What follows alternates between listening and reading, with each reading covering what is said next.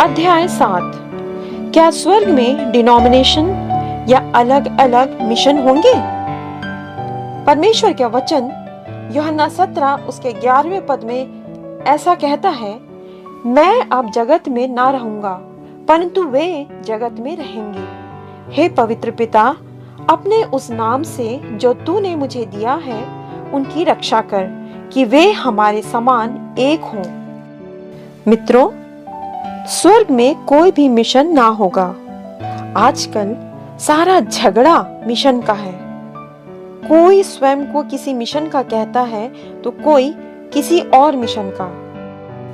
ये दीवार इतनी बड़ी है कि बहुत से स्थानों में दो मिशनों या कलीसियाओं के बीच खान पान और शादी विवाह तक का संबंध नहीं है। बहुत से लोग अपने ही मिशन के कब्रिस्तान में दफनाए जाना पसंद करते हैं। कई स्थानों में लोग दूसरे मिशन के लोगों को प्रभु भोज में शामिल नहीं करते। हर मिशन दावा करता है कि उनका मत ही ठीक है।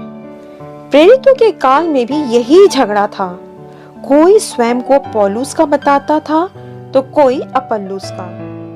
ये झगड़ा और मतभेद इतना बढ़ गया कि प्रेरितों के काल के बाद 390 एडी में मिलान की सभा में प्रेरितों का विश्वास वचन लिखा गया, जिसमें कलीसिया के बारे में ऐसा लिखा गया, मैं विश्वास करता हूँ एक ही पवित्र मसीही कलीसिया पर। मित्रों, आज हर कलीसिया इस विश्वास वचन को मानती और उसका उच्चारण करती है। ये अलग बात है कि वे एक होना नहीं चाहती।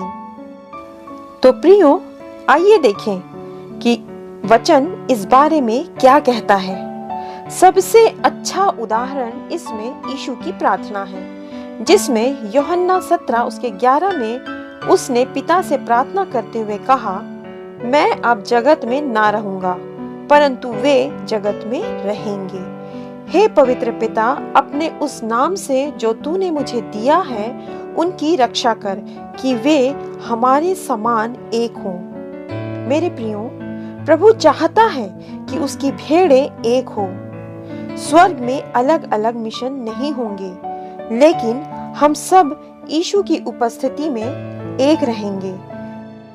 विभाजन लाने वाली सारी बातें समाप्त हो जाएंगी। यदि हम यूहन्ना 10 उसका 16 को पढ़ें तो यहाँ पर यीशु की एक भविष्यवाणी है, मेरी भेड़ें मेरा शब्द सुनेंगी, तब एक ही झुंड और एक ही चरवाहा होगा।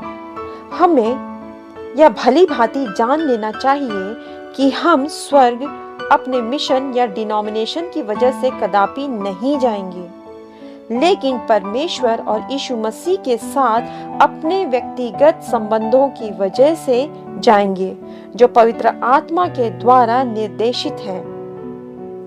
प्रियो, कुछ लोगों का यदि यह सोचना है कि वे और उनकी कलीसिया के लोग ही स्वर्ग जाएंगे तो वे भारी भूल में पड़े हैं।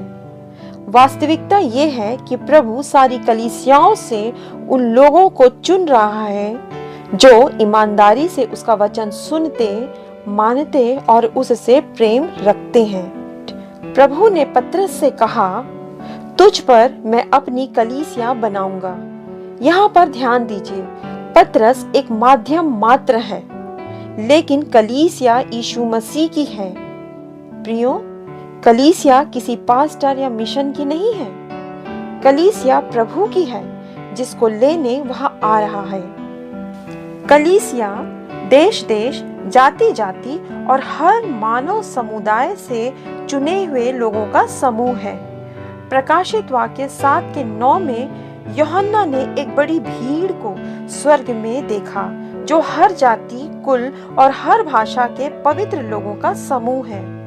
इस भीड़ का मिशन से कोई लेना देना नहीं है। सच्चाई तो ये है कि स्वर्ग में हम ऐसे ऐसे लोगों को देखेंगे जिनकी हमने कल्पना भी नहीं की है, जिनको हम छोटा, तुच्छ और अविश्वासी समझते हैं।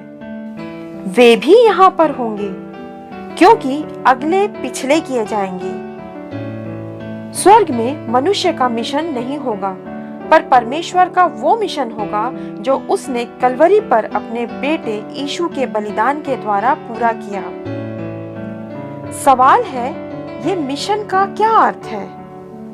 ऐसा भी नहीं, ये अलग अलग कलीसियाएं एक विशेष उद्देश्य के लिए पृथ्वी पर रखी गई हैं, जिनका काम यीशु की कलीसिया के लिए लोगों को तैयार करना है, बशर्ते ये झगड़े, मुकदमे और मतभेदों में ना पड़े। धन्य हैं वे कलीसियाएं जो सच्चाई से प्रभु के वचन को मानती, सिखाती और उसी पर चलती हैं। आमीन।